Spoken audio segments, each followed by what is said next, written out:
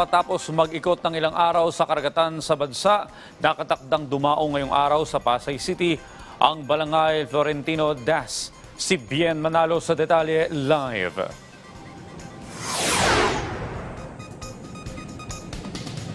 Audrey, matapos maglayag ng Balangay Florentino Das papuntang Sangley Point sa Cavite noong linggo ay inaasahang dadaong na ito ngayong umaga dito sa docking area ng CCP Complex sa Pasay City. Ang Balangay Florentino Das ang pinakamalaki at pinakamodernong balangay replika ng Pilipinas na makasaysayang naglayag sa West Philippine Sea kamakailan.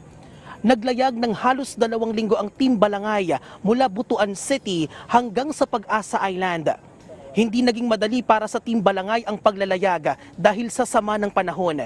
Layo ng paglalayag na ipakita sa China na matagal nang naroon ng mga bangka ng Pilipinas bago pa man nila angkinin ang ilang lugar sa West Philippine Sea. Audrey, matapos ang pagdaong ng Balangay Florentino Das ay magkakaroon ng maiksing arrival program dito sa CCP Complex ngayong umaga. At yan ang update. Balik sa iyo, Audrey.